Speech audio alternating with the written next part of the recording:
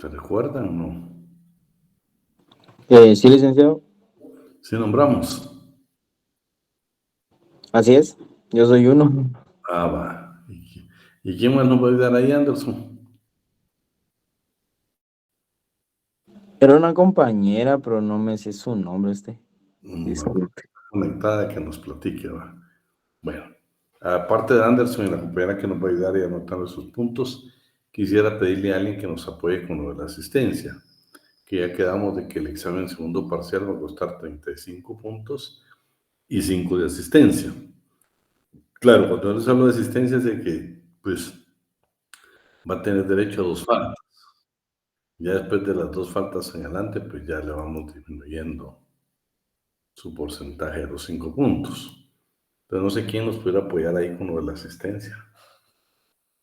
Si no, vamos a tener que nombrar al dedo.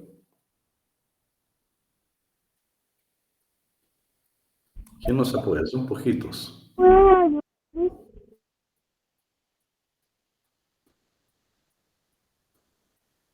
Bueno, mientras... Si A ver, quiere le ayudo, licenciado, pero ese sería con un formulario, ¿verdad? De estarlo enviando. sí, para que lo llene, por Para favor. que lo llenen todos. Va, Sí, está bien. vaya. Entonces lo tendría que enviar ahorita, ¿va? O sea, cuando usted indique. Exacto, unos 20 minutos y lo envías. Va, está bueno, pues. Estamos con eso, pues, joven. Bueno, Entonces, vamos a dar inicio, muchas gracias. Vamos a dar inicio entonces a la clase.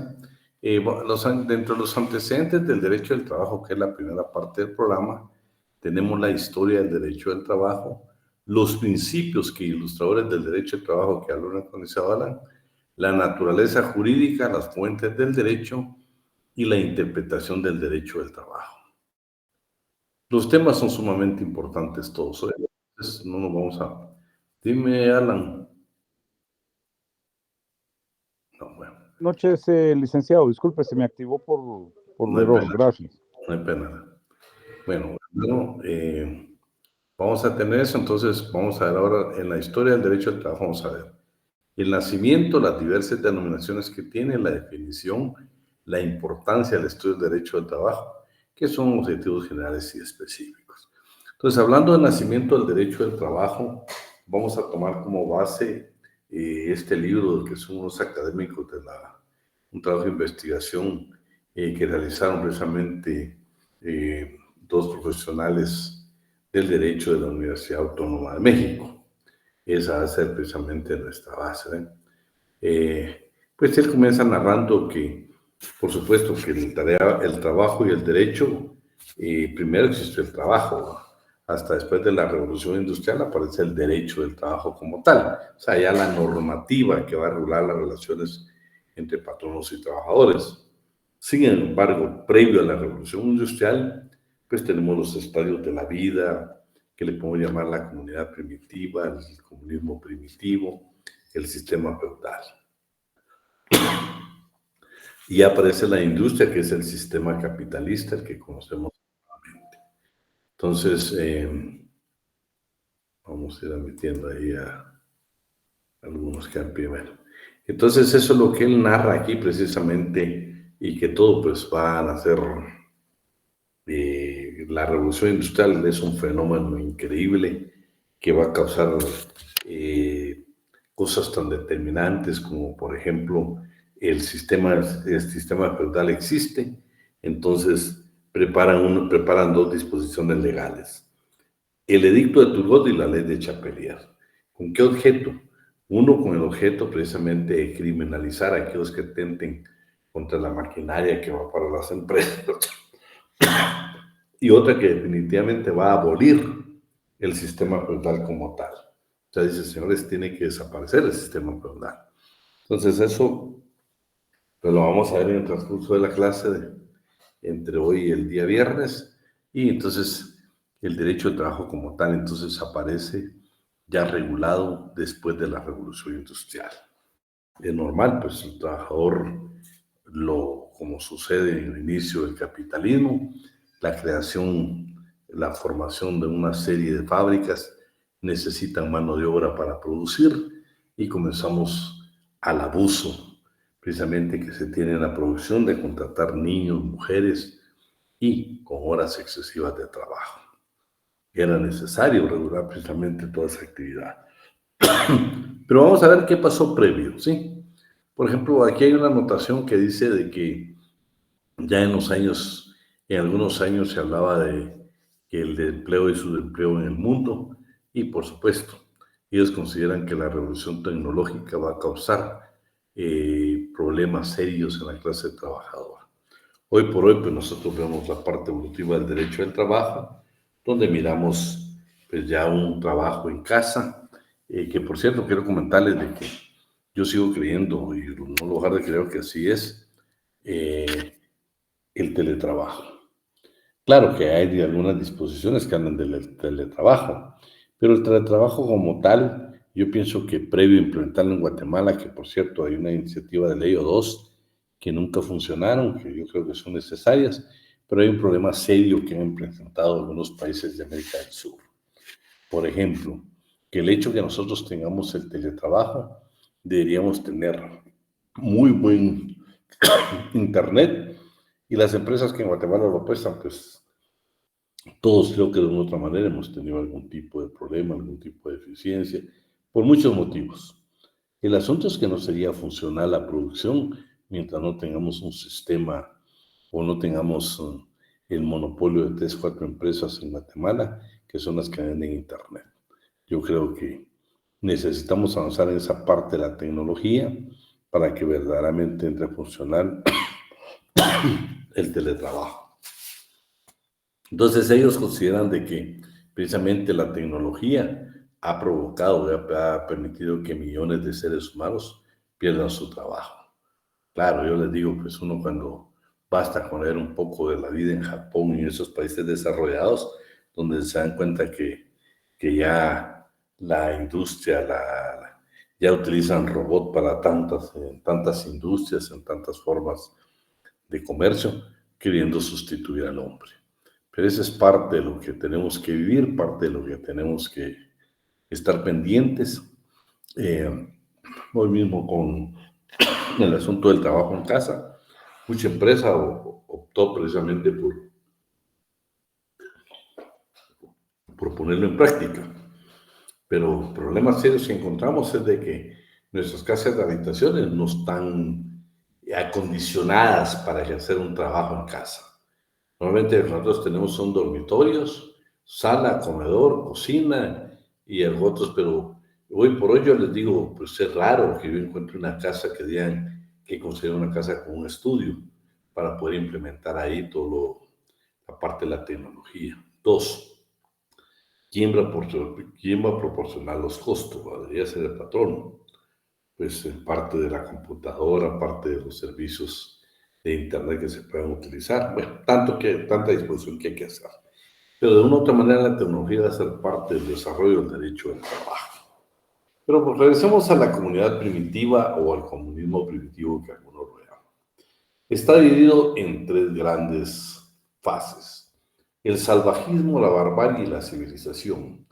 En el salvajismo, según Federico Engels, es la infancia del género humano. El hombre, pues cuando usted vea la parte evolutiva, dice que vivía en bosques subtropicales y tropicales, y pues era nómada, pues tenía su forma de subsistir. Sin embargo, pues ya se da la división del trabajo, que es necesario. El trabajo comunal, pues es normal, no todos podemos hacer lo mismo, porque las necesidades que tenemos como seres humanos son diversas. Pero el gran aporte que hizo el salvajismo al trabajo, no al derecho al trabajo, sino al trabajo como tal, fue precisamente el lenguaje articulado. Hubo necesidad de que los seres humanos se comunicaran entre sí, entonces el lenguaje fue el aporte más valioso que pudo proporcionar el salvajismo. Luego también aparece la invención del arco y la flecha. Ya como producto del desarrollo del trabajo, la transformación de los productos de la naturaleza, ya requirió la invención del arco y la flecha. Eso ya provocó algún tipo de división en el trabajo. El hombre encuentra la capacidad de transformar en su beneficio los productos de la naturaleza. Es normal, pues estamos hablando de un sistema donde únicamente estaba la naturaleza y el hombre para poder vivir tuvo que transformar estos productos. En esta etapa debe presumir un trabajo comunal. Frente a los grandes riesgos que genera el entorno, la solidaridad humana se constituye un instrumento esencial para la supervivencia, que sin duda va acompañada de una cierta división del trabajo que evidentemente aún no es asalariado. Ahí pues es lo más valioso de los aportes que podemos resumir del salvajismo. La barbarie. El rasgo característico del periodo de la barbarie es la domesticación y cría de animales y el cultivo de las plantas. Pues bien, el continente oriental, el llamado mundo antiguo, poseía casi todos los animales domesticables y todos los cereales propios para el cultivo, menos uno. El continente occidental, o sea, nosotros América, teníamos un solo animal domesticado en esa época, que era la llama. Que este animal, ustedes saben que todavía lo podemos ver nosotros en algunos documentales, en el área de Perú, en el área de Bolivia, y precisamente es en esa parte del sur donde predomina este tipo de animales. Pero imagínense, históricamente queda de que el primer animal domesticable en América fue la llama. Y en cuanto al producto, al cereal, al que verdaderamente nosotros hemos tenido, es el maíz. O sea, posiblemente el oriente, el continente oriental, o sea, el mundo antiguo, tenía diversos productos cereales. Nosotros teníamos el maíz. Yo no sé pues, si algunos de ustedes recuerdan que hace aproximadamente unos 6, 8 años, el Congreso de la República aprobó un decreto precisamente que regulaba la marca, la patente, el darle el derecho a una empresa que internacionalmente es conocida como Monsanto, y los diputados de esa época pues tomaron la decisión de favorecer a esta transnacional y crearon una ley. Entonces, esta transnacional ya se creía dueña del maíz. Y dijo, señores, nosotros vamos a hacer el maíz, vamos a tener ya como patente nuestra el maíz, le prometemos ver su producción, ver todos los aspectos como para poder mejorarla. Menos mal que nuestros pueblos defendieron precisamente esa norma y el Congreso tuvo que retroceder y derogar esa disposición legal. Eso le estoy hablando 6, 8 años, usted busque Monsanto y él le va a aparecer toda la historia. Interesante, pues no nos podían robar a nosotros algo que históricamente nos corresponde, como es el maíz. Imagínense, ya querían decir que era propiedad de ellos y que ya se imagina, para poder cultivar teníamos que pagar algún tipo de arancel a esta empresa transnacional. La verdad que fue un abuso por parte de los gobernantes de ese entonces. Entre 8 años, 10 años por ahí, solo basta usted ingrese y se da cuenta de lo que estamos comentando. La fundición del mineral del hierro y por el invento de la escritura, dice, la fundición, o sea, se cambió, la fundición del mineral del hierro y por el invento de la escritura alfabética y su empleo literario. Ya en la barbarie se hablaba de la escritura alfabética, ya se hablaba del empleo literario. Aparece en ese entonces el arado de hierro, tirado por animales domésticos, lo que hace posible la roturación de la tierra a gran escala, o sea, se da la agricultura. Hoy por hoy, usted ingresa a la página de internet y va a encontrar ahí que, por ejemplo, en Etiopía, una mujer musulmana comienza precisamente a discutir los derechos que las mujeres también pueden trabajar el arado de hierro tirado por animales domésticos. Entonces dicen, bueno, señores, nosotros podemos hacerlo, y ella pues comienza su lucha interna en Etiopía, al final pues logra. Usted lee un poco ahí la historia, le va a hablar que es una musulmana, y es interesante cómo ella lucha, y al final pues vemos mujeres precisamente trabajador del arado de hierro tirado con animales domésticos. Guatemala, y fíjense que estamos hablando de la etapa primitiva, ni siquiera es el sistema feudal. El sistema feudal también se desarrolló, pero inicia en esta etapa de la comunidad primitiva en la barbarie. Entonces, nosotros en Guatemala todavía tenemos nuestros agricultores trabajando el arado de hierro tirado con animales domésticos. Es una práctica que se va a cabo.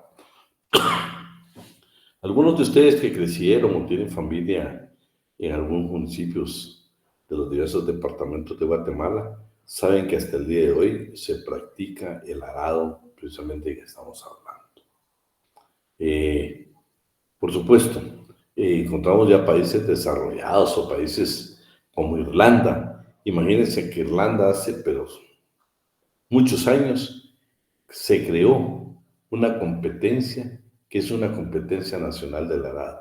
Lo siguen practicando, lo tienen como un deporte que al principio creía que solo era para hombres, pero al final saben que también lo pueden practicar las mujeres.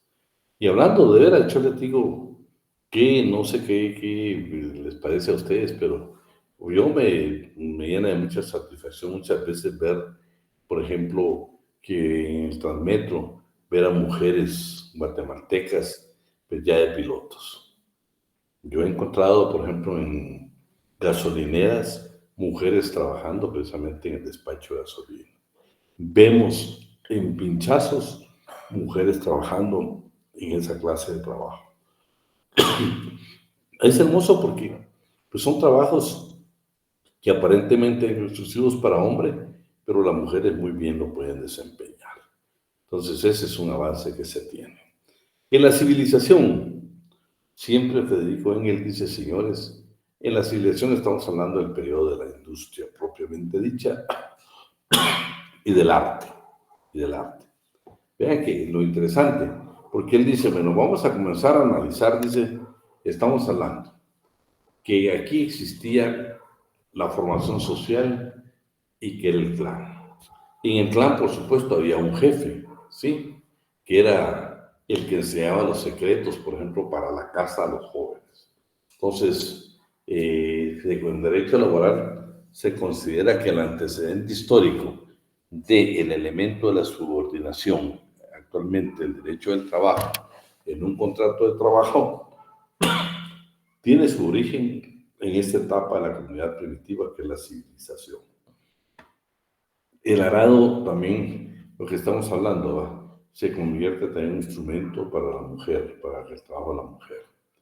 En fin, dice, al final del tercer milenio y en el curso del segundo, durante la sustitución gradual de la piedra por el cobre, las diferencias sociales se revelaban en las diferentes sepulturas. Fíjense que las clases sociales en esta etapa se definieron por dos fenómenos. El trabajador, el proletariado, el artesano, el agrícola, el minero, debe conformarse con una inhumación sin lujos. El cuerpo envuelto en una capa vegetal, enterrado bajo la vivienda, o en la fosa, o en el pozo de extracción que está fuera de servicio. La clase dirigente, según Moya, conoce las sepulturas monumentales. O sea, la diferencia de clases se da en esta etapa de la historia, precisamente en las sepulturas. Luego vamos a encontrar qué pasó en Asia Occidental antigua. Mesopotamia, un estrecho pasillo en el Medio Oriente, entre el río Éufrates y el Tigris, hoy sustancialmente parte de Siria e Irak, con salida al Golfo Pérsico. Sus primeras instalaciones, o sea, en las orillas de estos dos ríos y de los canales abiertos y de los lagos, se asentaron los pescadores. Claro, posteriormente, viendo que era una tierra fértil, también se establecieron los campesinos a través de las actividades agrícolas. La actividad laboral es predominantemente agrícola en esta etapa, aunque su forma parece más una empresa mixta. ¿Por qué? Porque dice que ya las granjas ya tenían con la idea de transformar sus productos, y eso se considera una manufactura. Por eso ellos consideran que en esta etapa de Asia Occidental, precisamente ya se estaba dando la empresa mixta. También abundan los oficios de carnicero, panadero, herreros, todos los artesanos también forman parte. En fin, la parte del artesano, la parte del obrero y los agricultores constituyen un conjunto. La unidad fundamental en esa etapa se le llama es el templo. Se trata de una sociedad en la cual la propiedad privada está fuertemente establecida. Las tierras eran explotadas por colonos mediante una renta anual o mediante prestatarios militares o civiles, a veces sin títulos regulares. Hablando nosotros de Guatemala, quienes tuvieron la oportunidad de ir en el campo, y todavía se sigue practicando. Juan Vázquez, por ejemplo, es dueño de la tierra, tiene su parcela, tiene sus manzanas de tierra, tiene sus cuerdas de tierra, y resulta que Alan, Gabriela y Avidán, pues queremos ser agricultores. La primera alternativa y que se sigue practicando y que estamos hablando precisamente en Asia Occidental, se comenzó a dar, es de que tenemos nosotros dos opciones que se practican en Guatemala.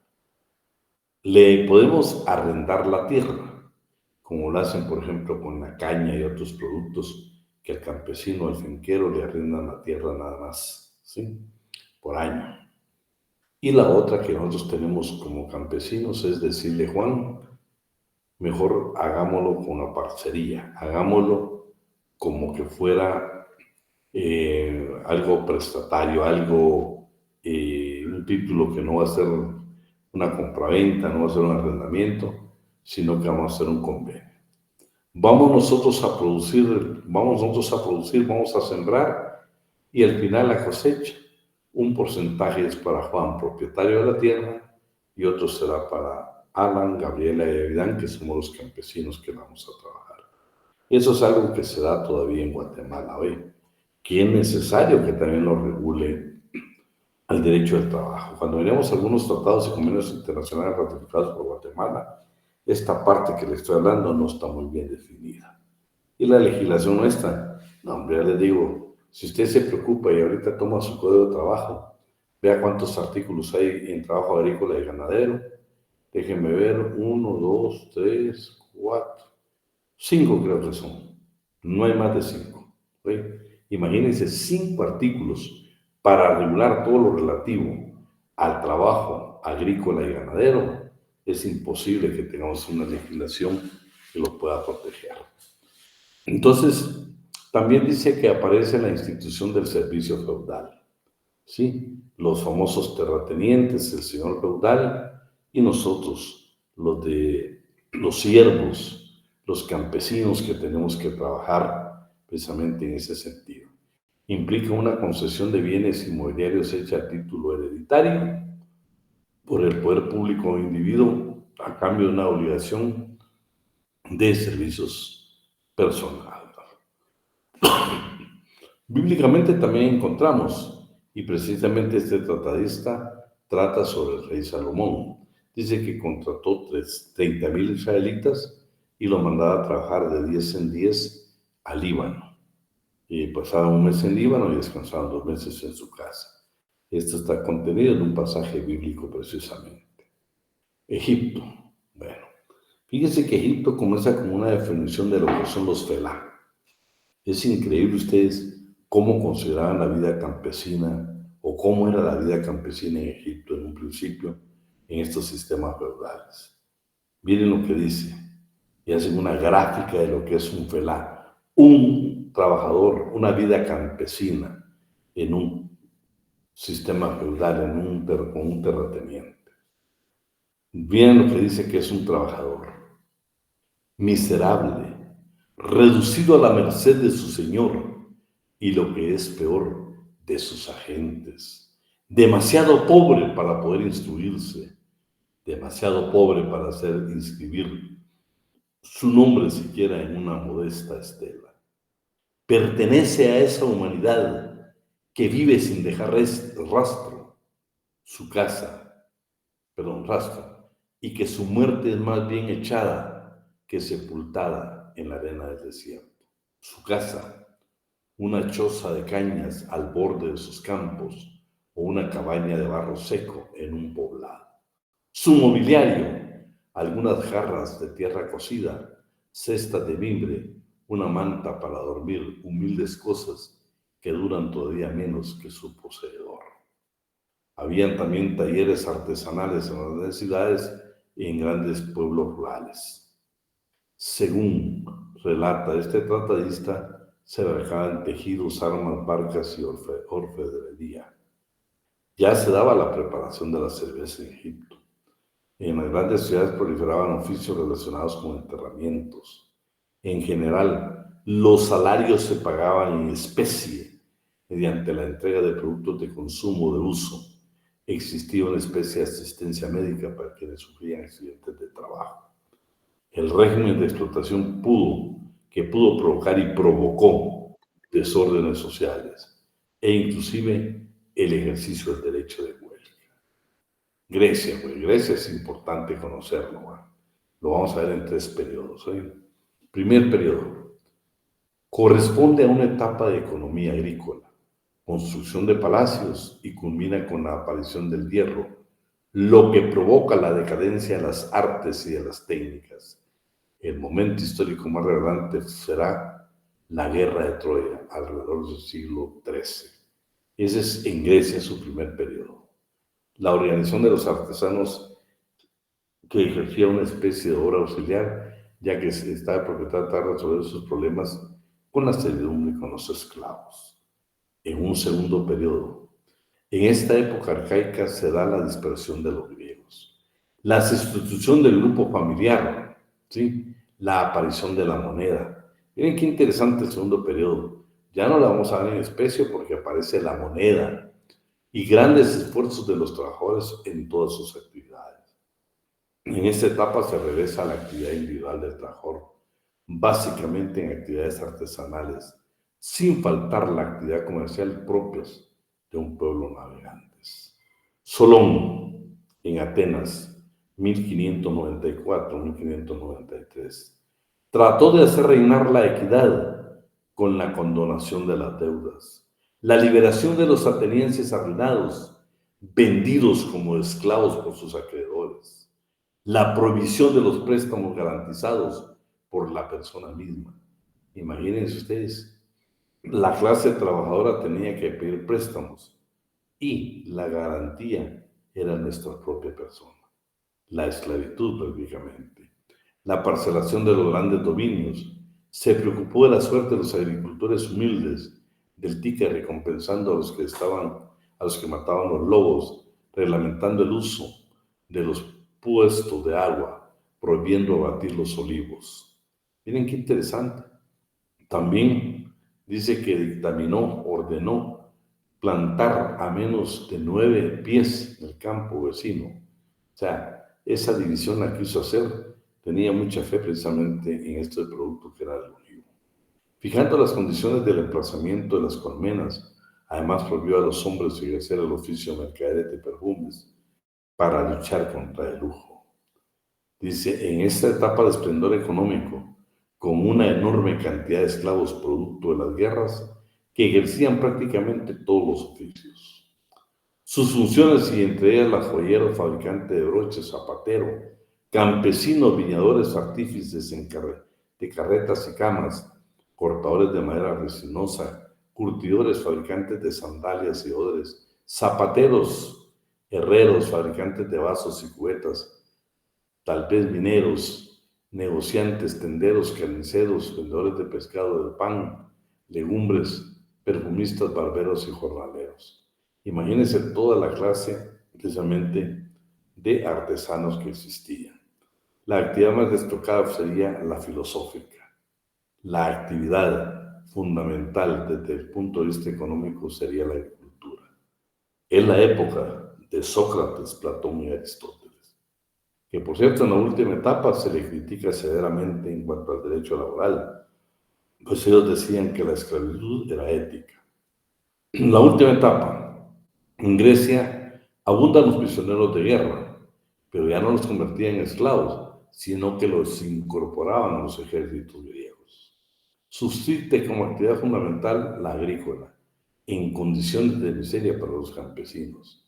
Se combina el trabajo con el industrial de escaso desarrollo e inicia el proceso de transición hereditaria de las actividades artesanales, germen del sistema gremial. Se crearon los talleres de Estado. En esta etapa también se indica que habían profesiones liberales como banqueros, médicos, profesores y actores. También habla de que se dio un gran esplendor político-económico en Grecia, pero nunca se vio acompañado de un modelo social. No puede ser parte de los legisladores, incluido Solón, que trató la liberación, como vimos, la condonación de deudas, la prohibición de que se dieran préstamos, la garantía fuera la persona, pero tampoco quiso ver un modelo social en el esplendor político y económico de Grecia. Y al final pues le critican seriamente porque dice que aún Aristóteles consideró ética la esclavitud. Roma. Pero ahí sí voy a pedir que nos apoyen porque si no, escucharme solo a mí les va a parecer aburrido. ¿Quién nos apoya con la lectura de Roma?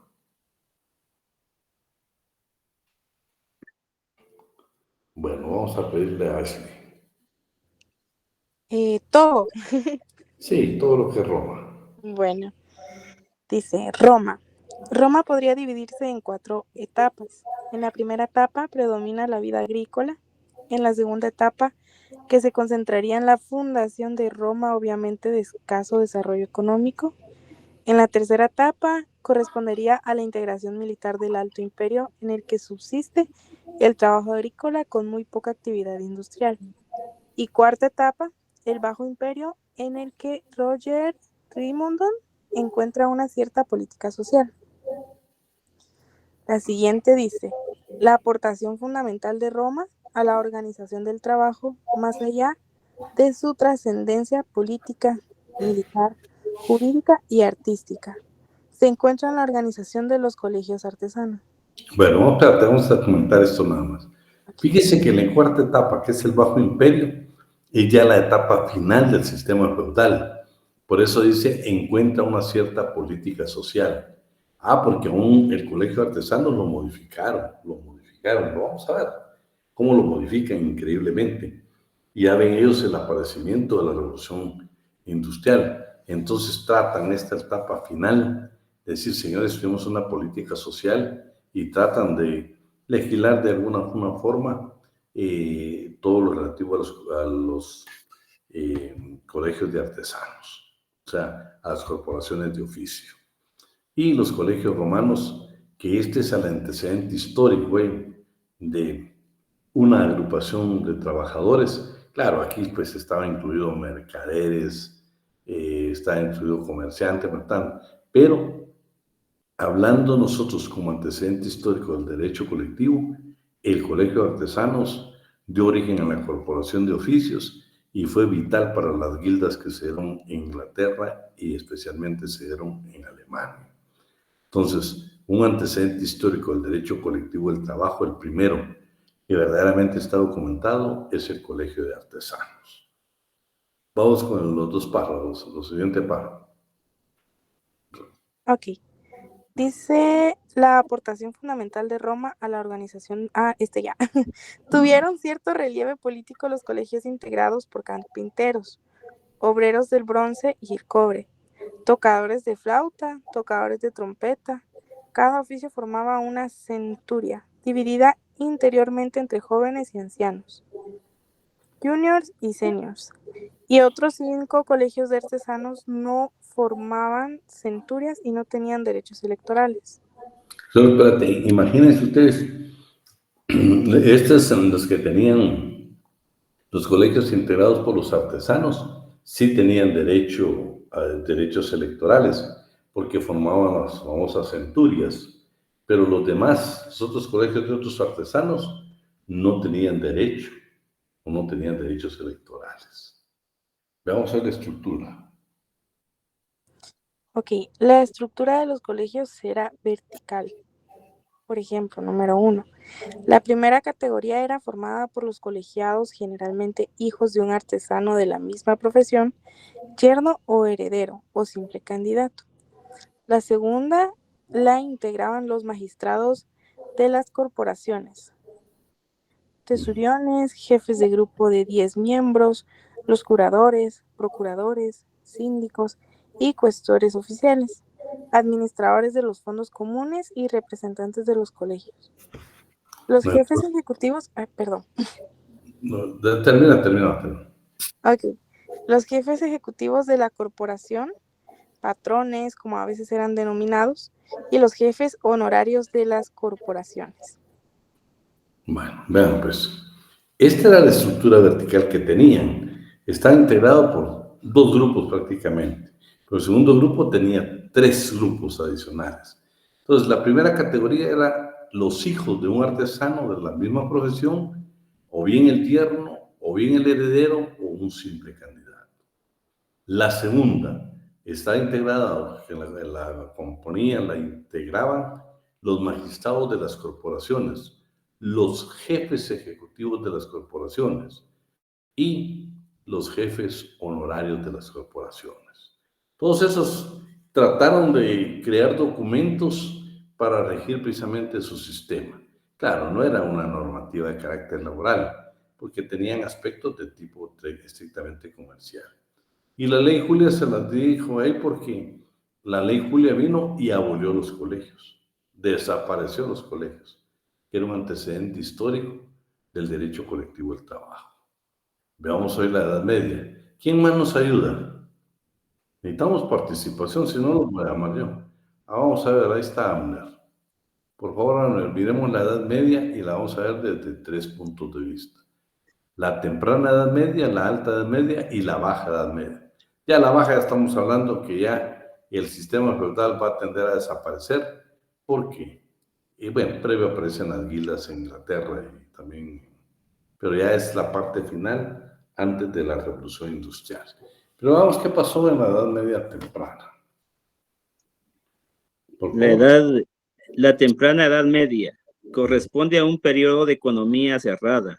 Europa se vuelve hacia adentro, con un decaimiento de la vida urbana en beneficio de un incremento de la actividad campesina. El comercio exterior, tan rico antes, se esconde ante la amenaza árabes que le permiten controlar el Mediterráneo, en lugar de existir como en Roma una economía urbana y provisional, lo que sobreviene en una economía rural y doméstica. Vean, pues, la temprana Edad Media lo que dice, señores, no tengamos ya más una economía urbana y provincial. Lo que queremos de fortalecer es una economía rural y doméstica. Y ellos dicen, bueno, porque ya tenían problemas, o sea, Europa no se ve que se iba a expandir, sino que quiso mantener su hegemonía únicamente hacia adentro. Veamos la siguiente. La Alta Edad Media. Es importante destacar que en la Alta Edad Media se produce un renacimiento de la cultura con el nacimiento de las universidades, el auge de las compilaciones y en el orden arquitectónico con la construcción de las grandes catedrales góticas que obligaron a la concentración permanente de grandes masas de trabajadores.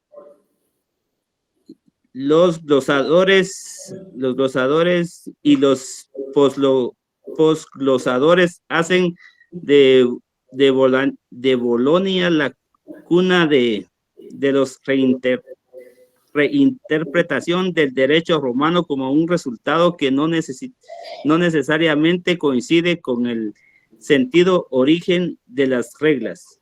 Original de las reglas, perdón. Vean, pues lo interesante acá es el auge de las compilaciones. Vean, en esta alta edad media aparecen ya las universidades. Esto es muy interesante.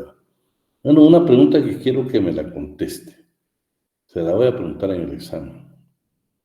En América Latina, en cuanto a su creación, ¿qué lugar ocupa la Universidad de San Carlos de Guatemala? ¿Qué se le ocurre? Si no la ha leído, ¿qué se le ocurre? Como en el quinto, digo yo. No, estamos mejor posicionados. Históricamente, ¿va? Acabamos de pasar la... Segundo lugar. No, pero se lo voy a dejar como tarea hoy. Y ya cuando la tengamos en la otra clase, la vamos a preguntar en el examen. ¿Sí? Van a averiguar por ahí qué pasa con la San Marcos de Perú. Ya, pues quiero que lean un poco, creo que en nuestra alma mater, ustedes, de eso sí tenemos que estar bien enterados. Bueno, entonces regresemos a la Edad Media. Aparecen las universidades y aparece precisamente la reinterpretación del derecho romano, que va a coincidir precisamente con el sentido social de muchas reglas. ¿Sí me Ashley? Licenciado, una pregunta, ¿está bien que mande ya la asistencia o 20 minutos antes? No, ya vamos a ver, déjame ver. Mandémosla ya. Va, está bien. Bueno, pues. Bueno, la Baja Edad Media constituye una época de florecimiento cultural, económico, jurídico de Europa Occidental, que establece las bases para el esplendor del Renacimiento. Al mismo tiempo vive la crisis del sistema feudal, lo que estamos hablando, ya desapareciendo el sistema feudal. En Inglaterra, las wildas o guildas existieron desde el comienzo del siglo IX. En realidad, la guilda, sin perder su esencia de organización de artesanos, crea centros de reuniones en las que cruzan las armas con sentido deportivo y celebran con banquetes. Entre las características de las guildas se encuentran la de las asociaciones de asistencia mutua, tomada por comerciantes y trabajadores, a veces con matices religiosos.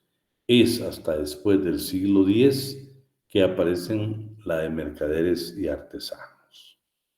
Lo característico de la corporación en la escala gremial, que se repite siempre en la historia, inclusive en la actualidad, con la regulación de la duración del aprendizaje, y que los deberes de aprendiz que podía ser corregido por maestros que ejercía una enseñanza, una especie de tutela civil, una obligación alimenticia y educativa. Vamos a ver, ¿alguien tiene el Código de Trabajo? Quiero que nos vayamos al artículo 170.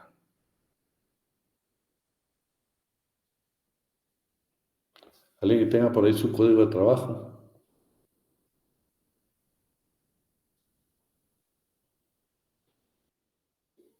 Vamos a ver, ¿quién lo tiene ahí? Yo le artículo 170. Son aprendices los que se comprometen a trabajar para un patrono a cambio de que éste les enseñe en forma práctica un arte, profesión u oficio, sea directamente o por medio de un tercero, y les dé la retribución convenida, la cual puede ser inferior al salario mínimo. Bueno, escúchenme.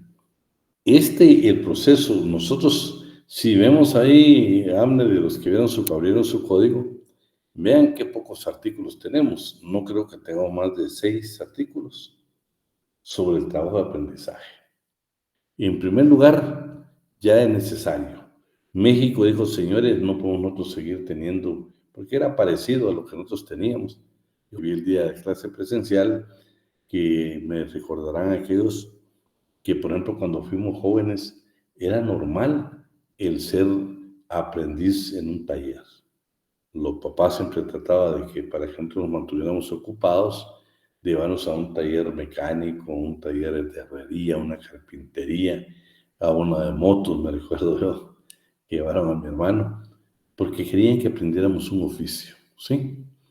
De hecho, pues, hubo un tiempo que salí en en un periódico que siempre se anunciaba el trabajo, y me recuerdo que había uno que decía, necesitamos en trabajo de aprendizaje a patojo chispudo que pueda manejar bicicleta.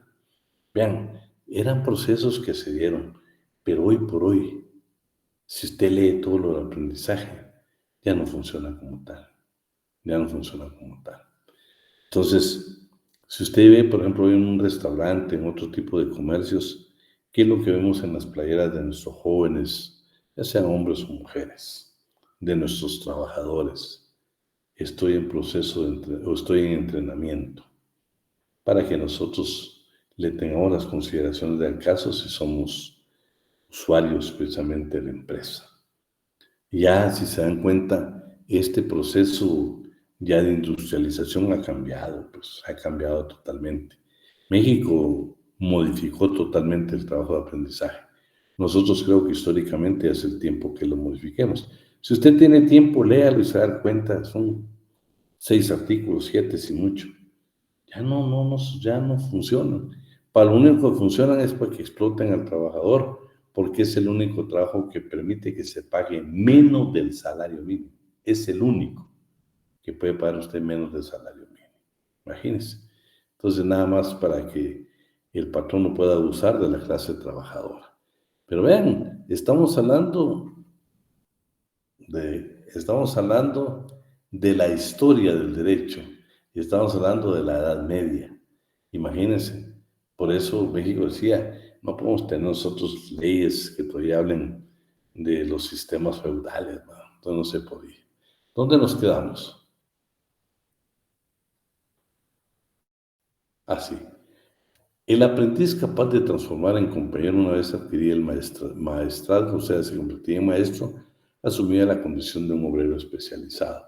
Claro que el maestro era un hombre especializado. Y además, ustedes saben que él tenía que llevar a cabo una obra que era calificada por un tribunal. Y si el tribunal al final la aprobaba, ahí culminaba su etapa de maestro. Y vean, aquí lo dicen el siguiente. Tenía que ofrecer hasta un banquete, ustedes, era parte del requisito para que uno fuera maestro. Y vamos, yo he leído mucho en relación a este tema de las corporaciones de oficio. Dicen que el mismo abuso de que el maestro, que era el dueño del taller artesano, no quería que nosotros que íbamos de aprendiz llegáramos un día a ser maestros para no hacer competencia. Entonces eso provocó un tipo de normativa, no tanto en materia laboral, sino en regulación de vender los productos de la compra de materia prima. Lo que sí tuvieron, no sé si lo vamos a perder en esto o en el otro, es de que tenían una calificación de los productos.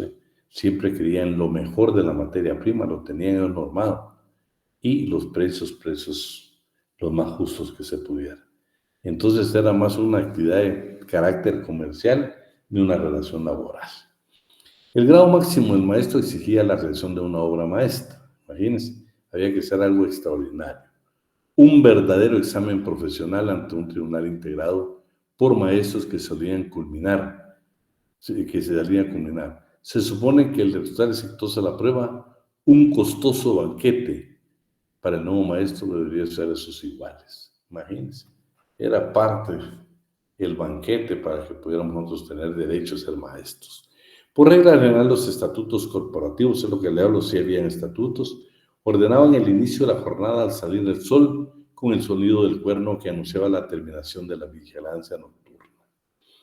Esto era importante porque estamos hablando precisamente de la Edad Media. Vean cómo manejaban ellos la jornada de trabajo, ¿sí?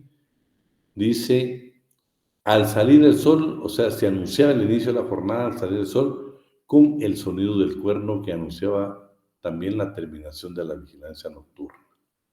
Y en general, concluían la caída de la noche, hora variable de acuerdo a las estaciones, aunque podía haber oficios que determinaban una conclusión más temprana al sonar las vísperas, quiere decir, al aparecer el lucero de la tarde. Imagínense, esa era la forma que ellos tenían la jornada de trabajo establecida en cuanto a los artesanos. Claro, vamos a ver nosotros que en Guatemala, bueno, en América, había unas ordenanzas donde se indicó de que, por ejemplo, quien marcaba las jornadas de trabajo eran las campanadas de la Iglesia Católica. Y por muchos años, yo luego la Iglesia Católica determinó las jornadas de trabajo. Exactamente, mis dos contemporáneos que vi por ahí se recuerdan que a las 6 de la mañana estaba el campanario de la iglesia sonándolas y luego por la tarde también las sonaba. Inclusive dependía el inicio de una jornada y la otra, dependiendo la totalidad de sonar las campanas, si era de 6 o 12 campanadas. Dice, el tratadista dice que en la determinación de salarios puede intervenir el preboste. El preboste eran líderes con cierto poder, que ejercía por lo más un poder de conciliación y arbitraje. Cita un documento de abril de 1270 que confirma una sentencia arbitral a que resulta la determinación del verdadero salario mínimo. Lo que está documentando aquí el tratadista es decirle, señores, si existía de una u otra manera un tipo de fijar un salario mínimo, ¿sí? No estaba legislado, sino que se hacía a través de algunas personas con cierta capacidad o mando o autoridad en determinado lugar. Hoy por hoy nosotros cuando hablamos de conciliación y arbitraje en Guatemala, hablamos de los tribunales de conciliación y los tribunales de arbitraje que nos permiten resolver los conflictos de carácter económico-social. La labor de las corporaciones se manifiesta, sin embargo, mucho más allá de sus funciones, la asistencia a través de fundación de instituciones de caridad destinadas a socorrer a ancianos, enfermos y lisiados. Es el inicio prácticamente esto de lo que nosotros hoy conocemos como la previsión social, la seguridad social. Es importante porque pues, ya eran instituciones que, a pesar de que eran artesanos, ya tenían previsto algún tipo de normativa en relación a este tema de la previsión social en cuanto a socorrer a ancianos, enfermos o lisiados. El pacto de servidumbre. El campesino se comprometía a trabajar la tierra del Señor gratuitamente, recibiendo a cambio la protección del castillo. Imagínense ustedes.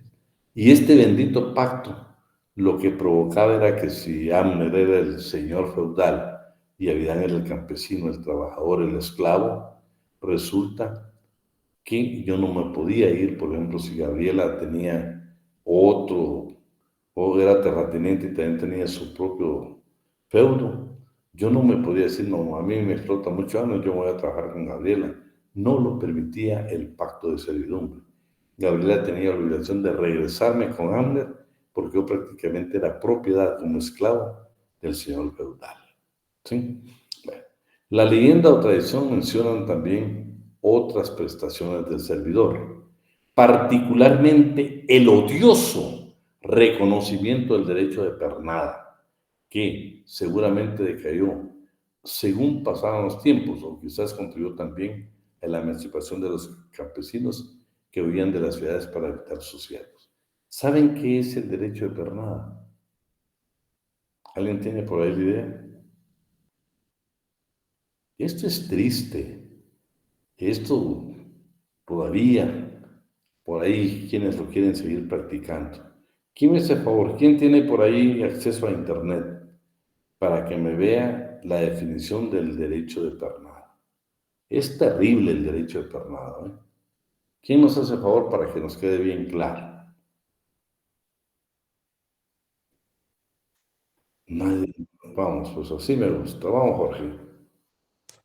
Según lo que me apareció, Lick menciona que la expresión de derecho de pernada se refiere a un presunto derecho que otorgaba a los señores feudales la potestad de mantener relaciones sexuales con cualquier doncella. Despacito, Jorge, despacito. Es el derecho del señor feudal ¿de qué? De mantener relaciones sexuales con cualquier doncella, sierva de su feudo, que fuera a contraer matrimonio con uno de sus siervos. O sea, dice la traducción, cuando usted entra a internet, que el derecho de pernada era un derecho que tenía el señor feudal, de que un día antes de la boda o el día de la boda, él tenía que tener relaciones sexuales con la doncella que se iba a casar. Es que de veras, eso ya pasó el límite de la esclavitud. ¿Querías decir algo, Gabriela? No. No. No, Nick, solo me sorprendió eso del derecho de pernada.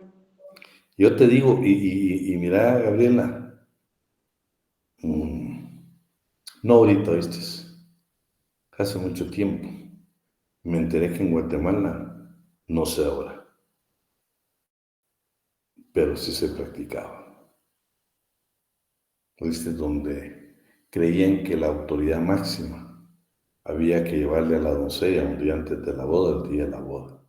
Era quien iba a tener relaciones con la doncella. Imagínate antes de contraer matrimonio. O sea, no solo era el abuso de ser esclavos, sino, hay una película, imagínate, pero qué terrible el derecho de pernada. ¿Va? Entonces, si se dan cuenta, cuando terminamos de leer el párrafo, dice que provocó que muchos campesinos tenían que huir de esos feudos. Es que no solo era esclavitud, era el abuso que ya no trataban ni siquiera con dignidad, con dignidad. Imagínate qué pudo haber pasado, eso nosotros hoy lo entendemos bien, ¿va? ¿Qué pudo haber pasado, Gabriela, si esa mujer quedaba embarazada del señor feudal? O sea, esa parte tan hermosa del matrimonio, tan hermosa de la procreación, el de tener hijos y todo eso, ni siquiera eso le daban valor. ¿Querías decir algo, Donato? Sí, muy buenas noches, mucho gusto. Gracias. Yo trabajé en una cadena de radios y ahí habían representantes de Jocotán y nos llegaba a contar una señorita que estaba estudiando psicología, que probablemente ella no era hija de su papá, porque ahí en la finca en Jocotán, el dueño siempre que se casaba una patoja, tenía que estar primero con él. Entonces todas las hijas, todos los hijos los primeros hijos de una mujer de ahí, casi siempre eran hijos de su padrino, que era el dueño de las tierras, ¿no? Y eso estoy hablando de hace unos 15 o 18 años. Fíjate que lo que dice Donaldo es una verdad, es una verdad. Entonces, pues imagínate todos, históricamente estamos hablando aquí de la Edad Media. Fíjate todos que son prácticas todavía del sistema feudal que ciertos sectores en Guatemala quieren conservar. Hombre, ya no, ni el respeto a la familia. Tenemos una constitución que nos habla del derecho de familia, pero ni siquiera eso quieren respetar. Por eso es que les cuesta respetar los derechos laborales. Vamos a ver hoy, por favor, el derecho laboral no es un derecho ideológico, es un derecho de justicia social. Así lo dice la Constitución, ¿eh? Así lo dice. Aquí no crean que cuando yo le he hablado, por ejemplo, cuando les voy a hablar a ustedes de que hubo un tiempo que fíjense que los asuntos laborales se discutían con jueces de la agricultura, pero no crean que era para proteger al trabajador, era para juzgar, pero para protegerlo, era para juzgar al trabajador en defensa de la jerarquía de los dueños de las fincas de café en Guatemala. Vamos a ver, lo dice Mario López Larrabe en su libro, ¿eh? Ya vas a ver, Donaldo, vamos a encontrar una historia triste, ¿ves? Es triste. Y lo malo es de que yo sigo pensando, si ustedes, por favor, quiero que estudien conmigo el derecho al trabajo, por eso quiero que asista, que esté con nosotros. Ustedes busquen el artículo 138 del Código de Trabajo, por Dios santo, 6 artículos para legislar el derecho agrícola y ganadero en Guatemala. Es que eso es imposible. Recientemente los ganaderos reciben un buen beneficio con una ley, pero nadie se acuerda de agregar un artículo que se respeten los derechos laborales de la clase trabajadora. No, hombre, solo beneficios, y exoneraciones, y beneficios. Pero nada. Vean, ¿se recuerdan, Donaldo, vos que estuviste en radio? Hace que unos 5 años, menos tal vez, 4 o 5 años, un anuncio, un comercial o una documental, la violación de derechos laborales de niños en Guatemala en las fincas de café. Niños explotados en las fincas de café. Y estas fincas han firmado convenios, han firmado negocios, han firmado cualquier cantidad de documentos, escúchenme, con cadenas de café que nosotros a veces vamos a consumir ahí, violentando derechos de la clase trabajadora y especialmente de niños. Que por cierto, digo, en ese entonces se nombró una comisión, representantes del agro. Nunca se supo dónde terminó la investigación, porque esta cadena televisiva de Londres hablaba concretamente y especificaba qué había pasado. Nunca se investigó, pero no es posible que en las fincas todavía estén explotando niños, ¿sí? Vamos a ver, dale chancecito, Alan, solo quiero terminar esta parte y vamos a seguir comentando. El trabajo en las culturas americanas antes de la conquista. Fíjense que aquí nos narra a Bernal Díaz del Castillo. Llegó el señor Cortés a México y con sus soldados, y dice que los principales de Moctezuma le dijeron, señores, hay un día de plaza y vamos a dar un paseo. Y miren lo que pasa, van paseando el día de plaza, van a un mercado. Y vieron que dice, quedamos admirados de la multitud de gente y de mercadería que en ella había, y el gran concierto y regimiento que en todo tenían. Y los principales, o sea, los de Moctezuma, los que iban acompañando, que iban con nosotros, no nos iban mostrando cada género de mercadería. Estaba por sí, y tenían situados y señalados sus asientos. Comencemos con los mercaderes de oro, comencemos con los mercaderes de oro y de plata, piedras ricas, plumas, mantas y cosas labradas, y otras mercaderías de indios, esclavos y esclavas. Mayra, ¿se te encendió tu micrófono? Mayra Morán. Mayra. Vamos a tener que silenciar nosotros para no escuchar sus conversaciones, ¿eh? Nos falta el respeto, sino para no escuchar. Bueno. Vean, van caminando y dice que ahí encontraron, vean lo interesante, digo que traían tanto de ellos a vender aquella plaza como traen los portugueses los negros de Guinea. Imagínense ustedes, aquí también vendían negros, o sea, para esclavos. Y traíamos atados de unas varas largas con colleras a los pescuezos, porque para que no se les huyeran, y otros los dejaban sueltos. Uy, ¿se recuerdan una película que hace unos años precisamente inicia cómo va un grupo de esclavos indios precisamente y los llevan con la parte que llevan un gran palo, y ahí van ellos precisamente atados al cuello? Pues cuando hicieron esa historia, esa película, definitivamente tuvieron que ver lo que dijo Bernal Díaz del Castillo. Bueno, y ahí está, que dice que mientras iban caminando encontraron que había ropa, había hilo torcido, había cacao, había mercadería de toda clase que se podía vender ahí, habían conciertos en mi tierra, vendían de todo.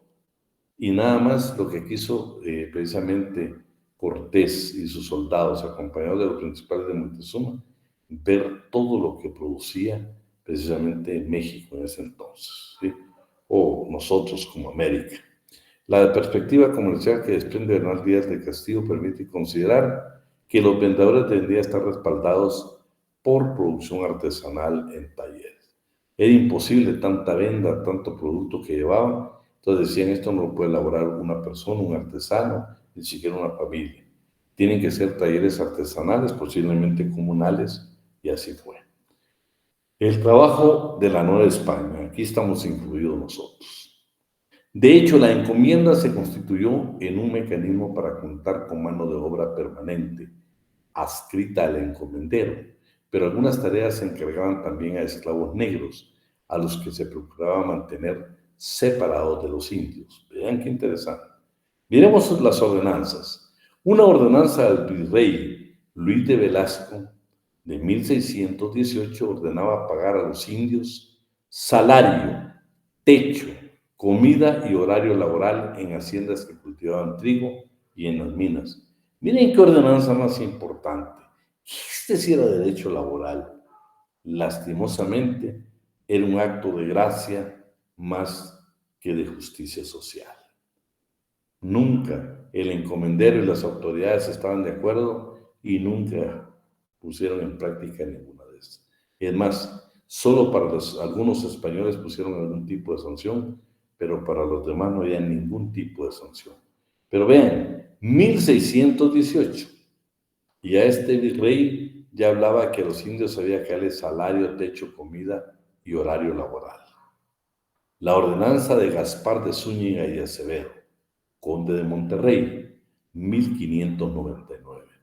Además de autorizar a algunos ingenios y trapiches en el socorro de algunos indios que trabajen en dichos ingenios por un tiempo limitado hasta que se compren negros. Dijo, señores, ustedes van a trabajar mientras nosotros compramos esclavos negros. Pero dijo, señores, a los indios que ustedes están contratando en estos ingenios y trapiches, se les debe fijar un salario. Y le fijaron un salario, vean, $1 de plata por cada día. Fíjense, ganaban diariamente $1. Pero vean qué interesante.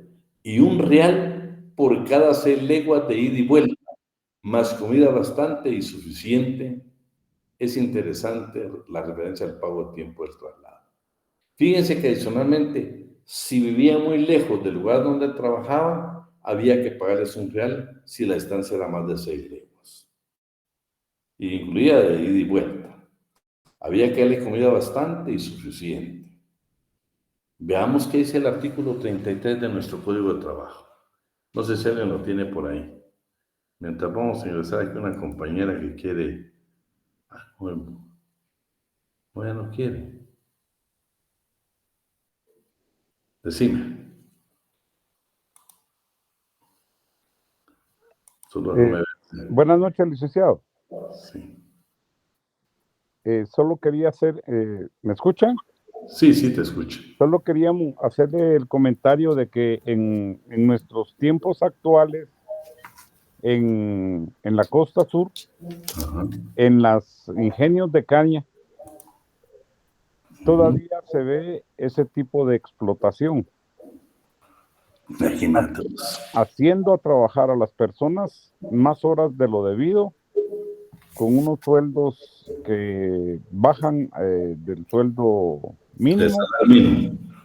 Y aparte de eso, les proporcionan droga, incluyendo esos energizantes que se los venden a bajo costo para que produzcan más.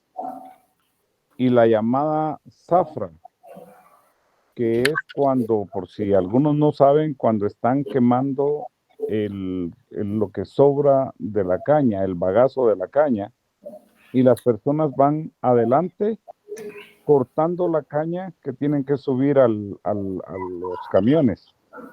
Llegan esas personas, porque sus horarios son en la madrugada para evitar, para aprovechar lo fresco de la madrugada, porque si no caerían desmayadas las personas.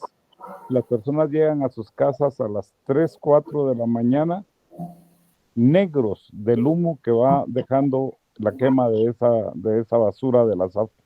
Gracias, licenciado. No, lo que dice Alan, miren, hay muchas cosas que nosotros tenemos la oportunidad, pues basta muchas veces con viajar, va ustedes a la costa sur para ver, bueno, ahora ya han mejorado el transporte del campesino, pero si ustedes ingresan a internet, solo busquen alguna investigación del trabajo agrícola y ganadero en Guatemala.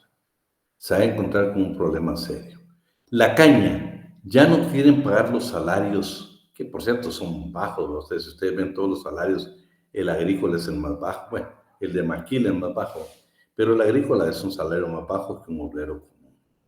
Vean, le están pagando ahora por producción, le pagan por corte de tonelada métrica al campesino. Y el campesino tiene que utilizar a su esposa, a sus hijos, para llegar a un corte que le pueda significar un ingreso diario que le permita vivir. Y ahora estamos viendo que la fumigación ya no te la pagan por día, sino que te la pagan por espacio. Nos vamos a dar cuenta todo. el corte de café ya no te lo están pagando por día, te lo están pagando ¿por qué?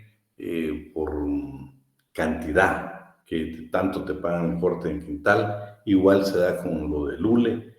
Ya no quieren pagar ni siquiera por no pagar prestaciones laborales.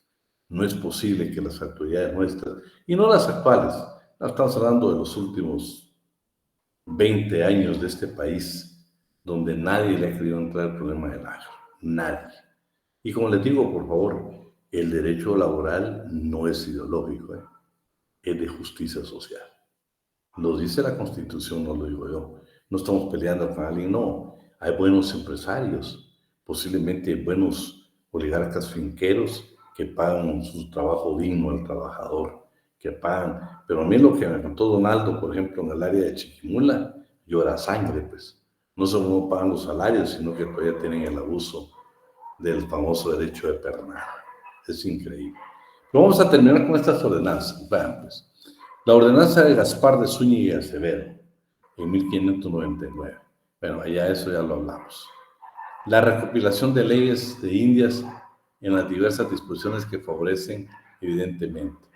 Hay institución como la MITA, que es un trabajo gratuito, que si por manera existían reglas de condiciones de trabajo no todos favorables, no del todo favorables. Pueden pensionarse. Fíjense, pero la ley de India ordenó que se trabajaran 8 horas diarias en una jornada de trabajo. Pero todo era una gracia, no era una justicia social. ¿Por qué? Pues si quería el encomendero o el finquero, como usted le quiera llamar, pues no las iba a cumplir porque nadie le iba a obligar, ni le iban a sancionar. En 1583, vean, se ordena que los días sábados por la tarde se termine de trabajar. ¿Por qué? Antes de que termine la jornada de trabajo, dentro de la jornada de trabajo del día sábado, le deben de pagar el salario al trabajador. Vean, 1583.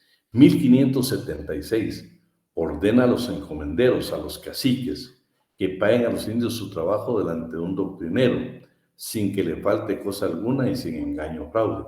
Pero eran unas disposiciones legales que nadie se iba a encargar de eso. Nadie iba a sancionar si no lo cumplían.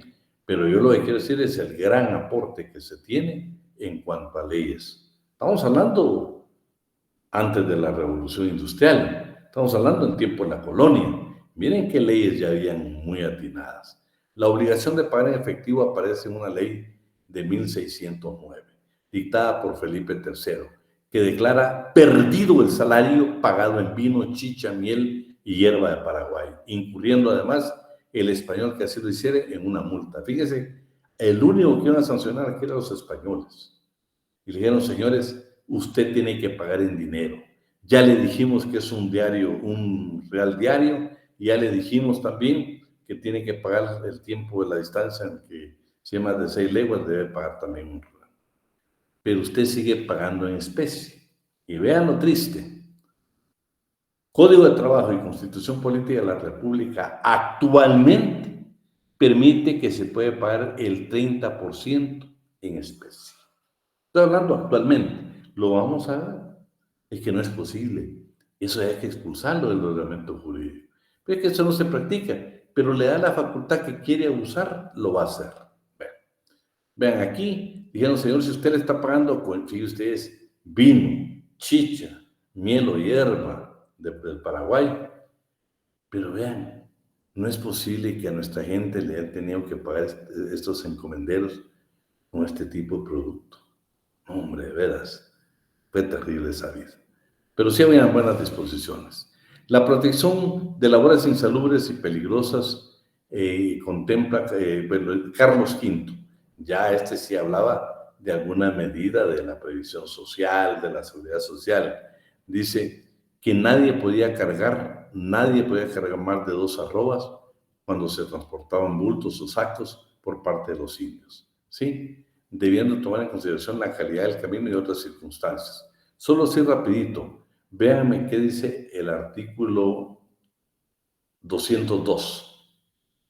Mientras ustedes lo buscan, pero también las leyes protegían aspectos procesales y decían que todo el principio procesal era la verdad sabida. Ahora hablamos de la prueba tasada, hablamos de un montón de Decime, Catherine. Catherine, ¿no? Buenas tardes, Lick. Buenas tardes. Ya encontré el artículo 202. Leámoslo, por favor, Catherine. El peso de los sacos que contengan cualquier clase de producto o mercancías destinados a ser transportados o cargados por una sola persona se determinará en el reglamento respectivo, tomando en cuenta factores tales como la edad, sexo y condiciones físicas del trabajador. Imagínense, nosotros también ya tenemos legislado. Jóvenes, si usted trabaja en una ferretería, sí, una ferretería, si usted trabaja del dueño, que dijera yo, usted tiene ahí su abarrotería, lea bien el 202. No le esté poniendo carga más allá de lo que establece la ley. Y tiene que ser de acuerdo a ciertas condiciones físicas del trabajador. Pero vean, aquí ya estaba. Está el principio de la verdad sabida. Ahora, pues nosotros en materia laboral, dependiendo del tipo de juicio, se puede resolver de acuerdo a su leal saber y entender. Se puede resolver más allá de lo pedido en materia laboral, nada más. La bondad de las leyes que hoy veríamos relativas tropezó con un problema del incumplimiento en ocasiones por ser leyes incompletas y no establecer sanciones. Ahorita, Cata. Y por otra, falta de instrumentos para hacerlas efectivas. Y otras, cabe suponer que más frecuente es el contubernio entre autoridades y los encomenderos que se apoyaban. Además, en las enormes distancias entre el rey que ordenaba y el virrey que las debía de cumplir, nunca se dieron.